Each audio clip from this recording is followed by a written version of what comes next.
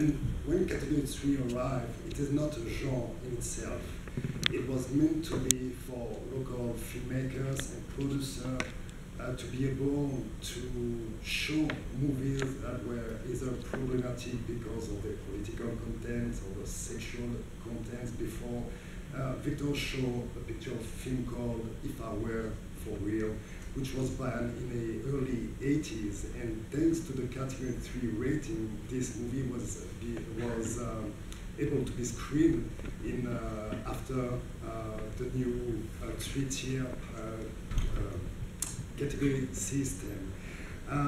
So at first, what you were able to see is many movies that were problematic before, like La Dernière sorry, I don't know the English title, La Dernière Tentation de Christ, which would never have been able to be screened before that rating. Nagisa Oshima in the Realm of the Senses was shown in 1988, and it was not shown during its original release because it was not possible. But soon, for local producers, they realized that, well, we can show art house film, we can show political films, but hey, maybe we can show some other stuff.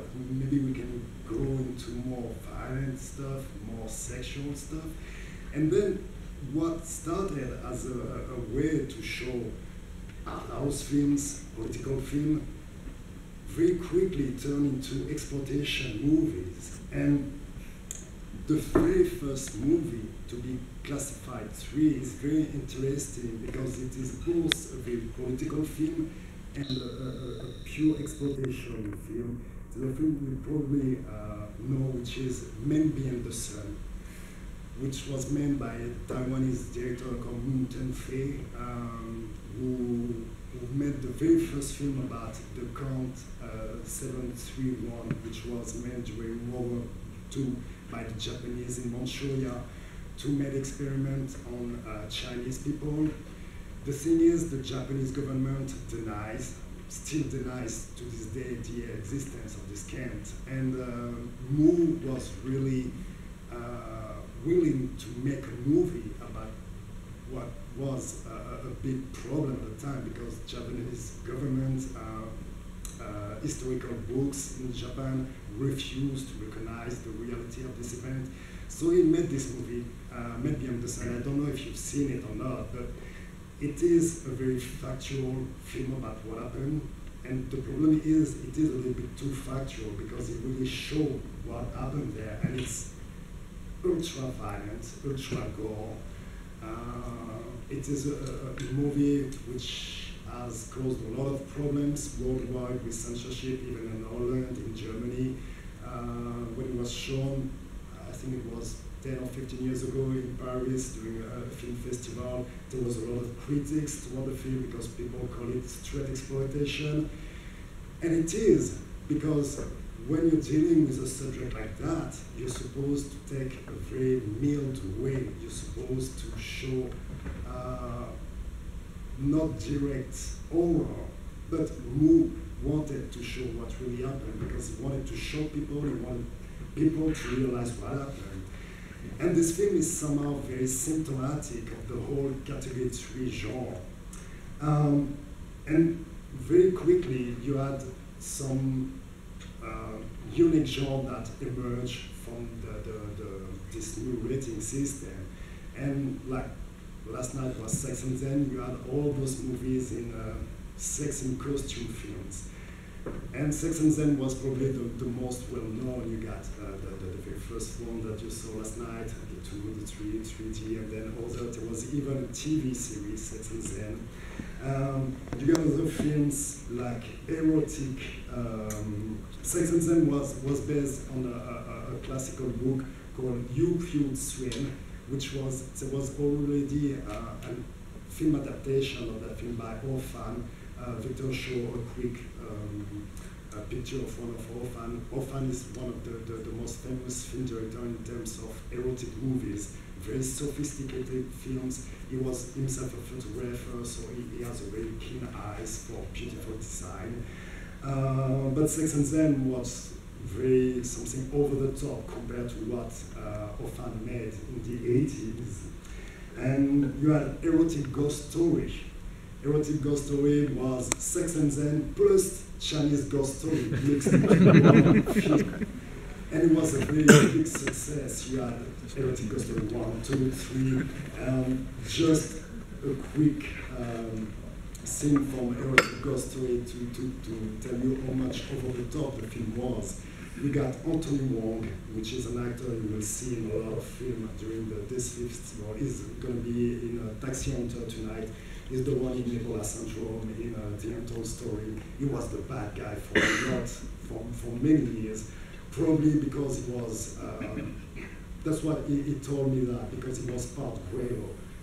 It was part Hong Konger and part European. So for local filmmakers, he was the perfect bad guy because he was not a pure Chinese or pure Hong Konger. So he was always cast in the bad, as the bad guy. And in Sex and Zen 2 is a demon, and then what part in this movie is having sex with another demon. And he has sex so strong that he cut this female demon in half, but he still keep on having sex with part of the corpse. I mean, it was so over the top. Nobody else was doing that at the time, all over the world. You had maybe only anime in Japan, for those who were Urutsu Kudoji.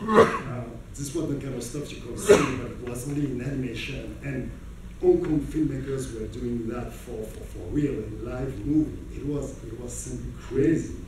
And then you are still in this subgenre of costume sex.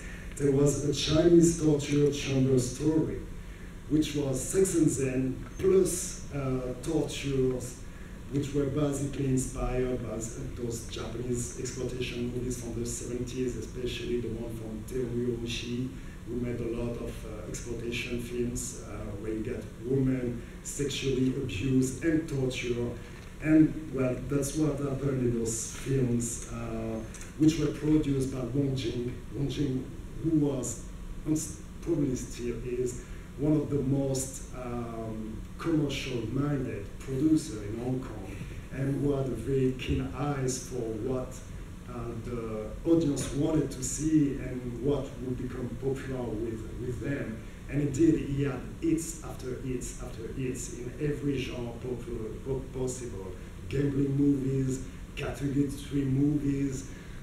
You probably need one of his most famous category 3 movies is Naked Killer with Shin Mi-yo. Shin Mi-yo was his girlfriend at the time, but not officially because he had already a wife. But everybody know in the film industry that he was his mistress. And he wanted to kind of make her a big star, so he put her on front of this movie, and she became, in a matter of weeks, one of the biggest stars in Hong Kong. And the poster was very famous because you could see her from the back with a very short. And this film is very symptomatic of all the Wong Jing way in approaching exploitation films. You had beautiful actresses, a lot of actions, some sex, not too much for the particular genre, a little bit of lesbianism. And well, it was a success. The film was released on video in Spain, in Italy, in the UK, and in US, even in France. Sometimes some parts were cuts, but most of the time it was shown in its raw form. Regarding cuts, it was not because there was a new rating system that films were shown without any problems. In 1993, there were more than 500 films being categorized 3 being screened that year. And on those more than 500 films, 402 were cuts because of violence, because of sex. So it's not because that particular rating came that censorship stopped. And despite what we tend to think about Hong Kong films, censorship toward violence has always existed. Even in the 60s, when Chen Che was doing his wuxia and his new kung fu movies, many of them were cut. So we tend to think that violence has never been a problem in Hong Kong, but it has been for many years, and sex as well. So many films have encounters, troubles, like Hard Boiled, which was one of the last great genre films. There's more than 5 minutes which has been cut by the censorship. Dr. Lang, the Untold Story has been cut, and there's still no way to see the uncut version of those films. There's so many of those. And I happened to discuss with a lot of either film producers or filmmakers in Hong Kong, and they told me that they have really no power whatsoever on the release of the film. Sometimes they could show some more explicit scene because they knew some people in the board. And there was some kind of beyond the desk talk. Okay, I'm gonna cut a little bit of that, but please, will you allow 5 minutes of more gore? And sometimes it did work because they had some kind of familiarity. So one of the filmmakers told me that they often have lunch with some of those people at the board to try to soften borders, to manage to get more things shown in theaters.